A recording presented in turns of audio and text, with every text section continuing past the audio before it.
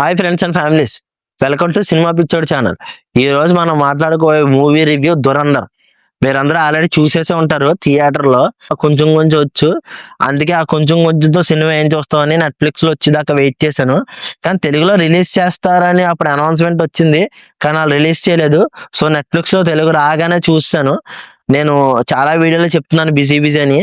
అదే బిజీ వల్ల 1-2 డేస్ తర్వాత అయితే వీడియో వస్తుంది. నిజంగా దురంధర్ మూవీ గురించి మాట్లాడుకుంటే అండి, చాలా బాగుందండి. యాక్టింగ్ ఎరగేశారు. రెహమాన్ డకాయత్ అలాగే హంజా. నిజంగా హంజా అంటే ఎవరో తెలుసు కదండి, రణ్వీర్ సింగ్ గారు. నిజంగా ఎక్సలెంట్ అండి. అసలు ఆ రెహమాన్ డకాయత్ గారు ఎంత బాగా చేశారో, ఆయనకి పోటీగా చేశారు. ఇద్దరికిద్దరు పోటా పోటీగా చేశారు. ఇంకా వీళ్ళ మధ్యలో హీరోయిన్.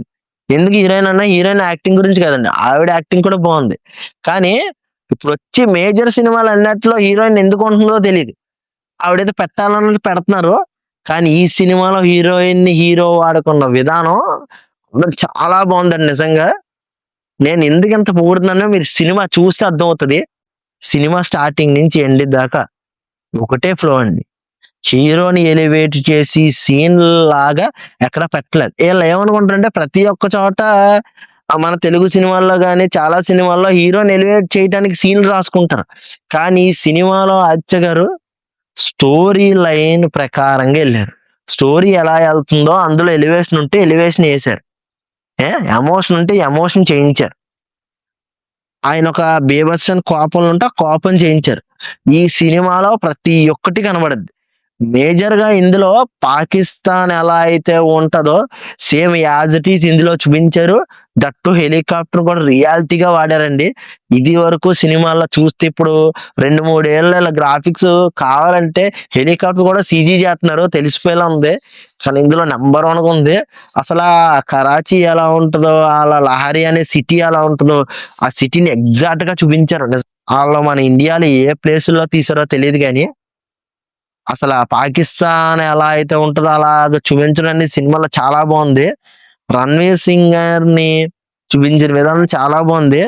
ఒక చోట ఇది స్పాయిలర్ అలర్ట్ అనేది ఖచ్చితంగా సినిమా చూసిన వాళ్ళకైతే అర్థం అవుద్ది.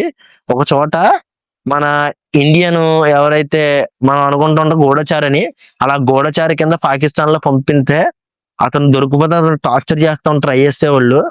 అక్కడికి మన హీరో వస్తాడు.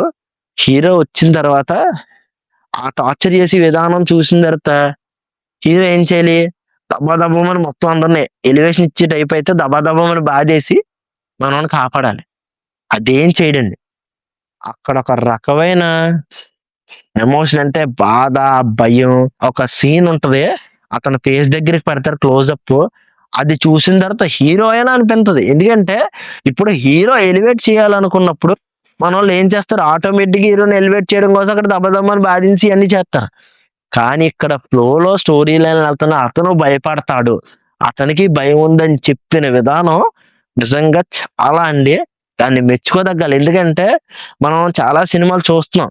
ఇప్పుడు ఎగ్జాంపుల్ పుష్ప తీసుకుంటే, పుష్పలైన డి గ్రేడ్ క్యారెక్టర్ చేశారు, చాలా లోగా మొత్తం ఒక అది. కానీ ఇందులో కూడా డి గ్రేడ్ కాదు, కానీ అతనికి ఇచ్చిన క్యారెక్టర్ ని అతను కరెక్ట్ గా చేశాడండి. అతనికి మాత్రమే సూట్ అయ్యేటట్టు ఉంది. ఆ ఎండింగ్ చూసిన తర్వాత ఇంకా క్లైమాక్స్ కి వచ్చి క్లైమాక్స్ ఎండింగ్ చూసిన తర్వాత నిజంగా నాకైతే మతిపోయింది. ఈ ఏదో దురంధర్ 2 ట్రేజర్ చూసిన తర్వాత కూడా అతను ఎంత వైలెన్స్ చేయగలడు, ఏం చేస్తాడు అన్నది 2లో చూపించారు. ట్రేజర్ లో నిజంగా ఎక్సలెంట్. మనం దాన్ని మెచ్చుకోవాలి. హీరోయిన్ ని చాలా బాగా వాడుకున్నారు. ఇందులో ఇంకా స్టోరీ గురించి ఇంకేం మాట్లాడదలుచుకోలేదండి, ఎందుకంటే చాలా మంది చూస్తుంటారు, అయినా చెప్పొచ్చు. కానీ చెప్తే కొన్ని కాపీరైట్ ఇష్యూలు ఇవన్నీ ఏవో వేస్తున్నారు, క్లెయిమ్లని. అందుకే నేను స్టోరీ అని లీక్ చేయట్లేదు, అందుకే స్పాయిలర్ అలర్ట్ అని చెప్పాను కదా. మనకి దీంతో పాటు ఇంకొక 1-2 డేస్ ఒక వీడియో వస్తుంది, నాగవంశీ గారికి సంబంధించిన వీడియో. ఇక్కడ దాకా మీరు వీడియో చూసారంటే మీకు నచ్చిందని నేను అనుకుంటున్నాను. అందుకే లైక్, షేర్, సబ్స్క్రైబ్ అయితే చేయండి. నేను ఇంకా ఇక్కడతో వీడియోని అయితే ఎండ్ చేస్తున్నాను. మళ్ళీ మరొక కొత్త వీడియో అయితే మీ ముందుకైతే వస్తాను. ఉంటానండి, బాయ్, జై హింద్.